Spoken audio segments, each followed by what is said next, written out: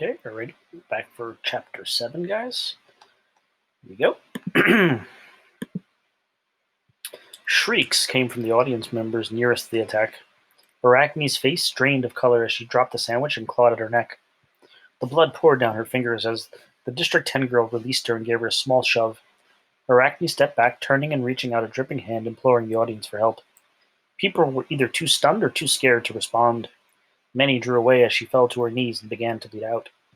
Coriolanus' initial reaction was to recoil like the others to grab hold of the monkey house bars for support, but Lucy Gray hissed, "Help her!" He remembered the camera streaming live to the Capitol audience. He had no idea what to do for Arachne, but he did not want to be seen cringing and clinging. His terror was a private thing, not meant for public display. He forced his legs into motion and was first to reach Arachne. She clutched his shirt as the life seeped out of her. "Medic," he cried as he eased her to the ground. "Is there a doctor? Please, somebody help." He pressed his hand over the wound to stem the blood, but it removed it when she made a choking sound. "Come on," he screamed at the crowd. A couple of peacekeepers were shouldering their way towards him, but much, much too slowly.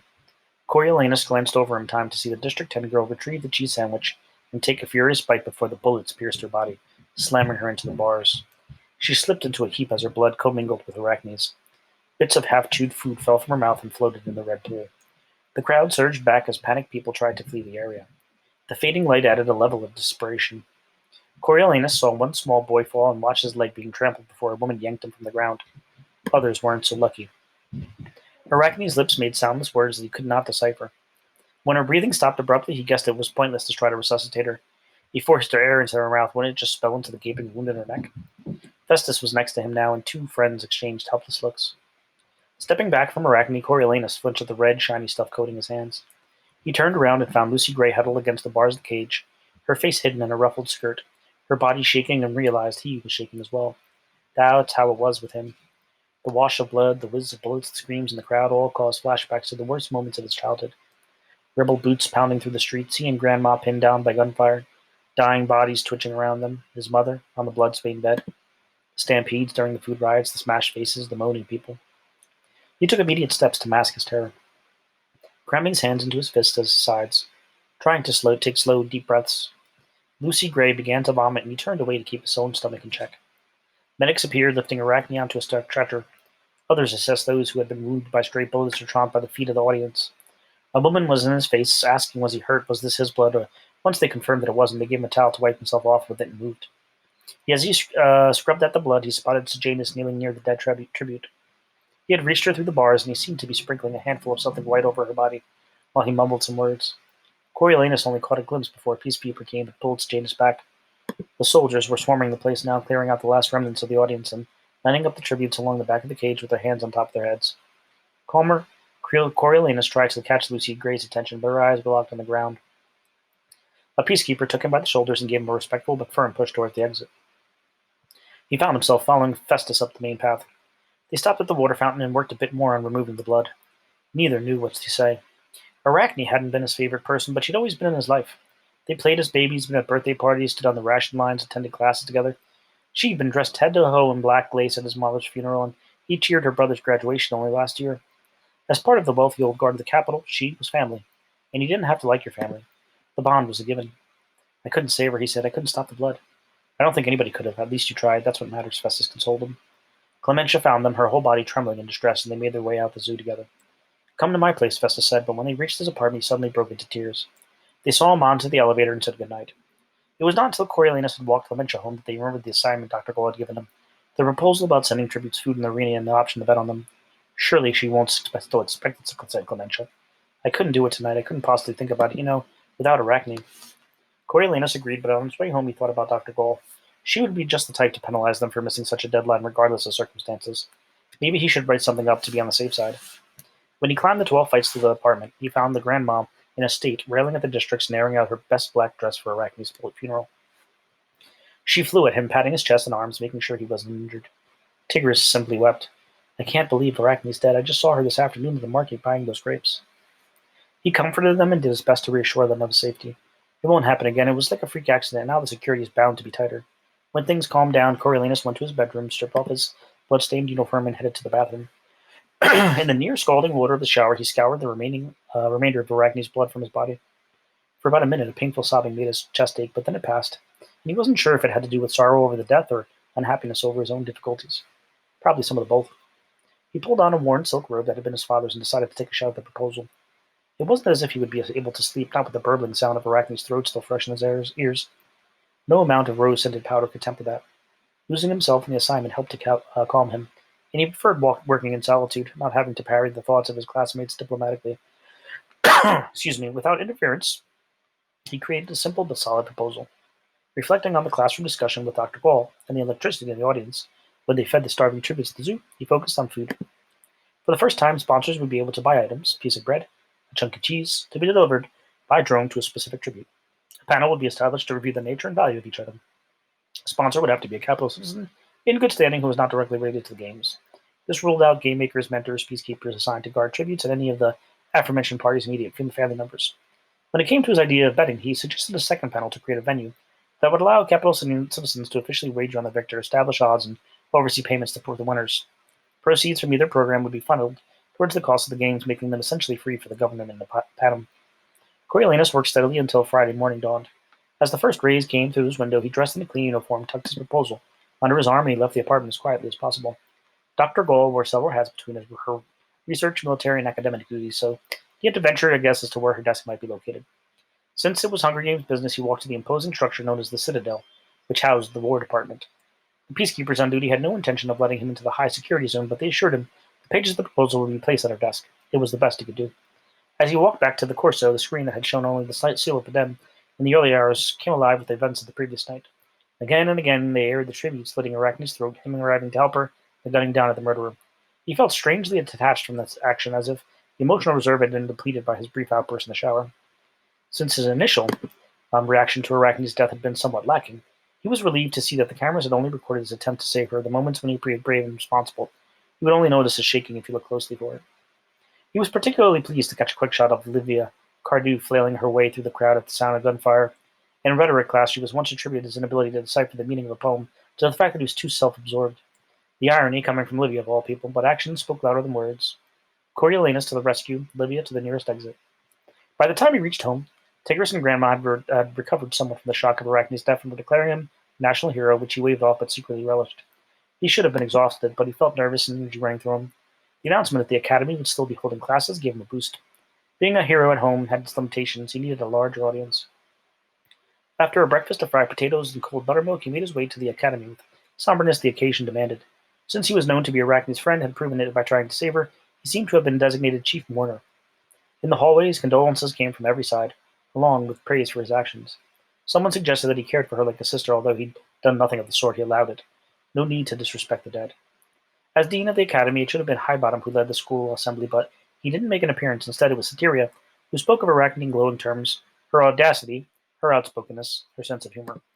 All the things Coriolanus thought as he dabbed his eyes that were so annoying about her that had ultimately brought her on her death. Professor Sickle took the mic, commended him, and to a lesser extent Festus for their response to a fallen comrade in arms.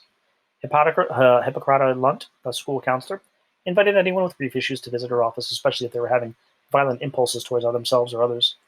Cytherea came back and announced that Arachne's official funeral would be the following day, and the entire student body would attend to honor her memory. It would be aired to all of Panem, so they were encouraged to look and behave as beheaded youth of capital. Then they were allowed to mingle to remember their friend and to console one another for her loss. Classes would resume after lunch. After a gloppy fish salad on toast, the mentors were scheduled to meet with Professor Demgloss again, although no one really felt like going. It didn't help that the first thing he did was pass out a mentor sheet updated with the tribute's name, saying, "This should facilitate keeping track of your progress in the games. 10th Hunger Games Mentor Assignments." District 1, boy Facet, Livia Cardew, girl Velverine Palmaramonte. District 2, boy Marcus Sejanus Plinth, girl Sabine Flores Friend. District 3, boy Cirque, Io Jasper, girl Tesley, Urban Canville. District 4, boy Mizzen, Persephone Price, girl Coral, Festus Creed. District 5, boy High, Dennis Flynn, girl Soul, Iphigenia Moss.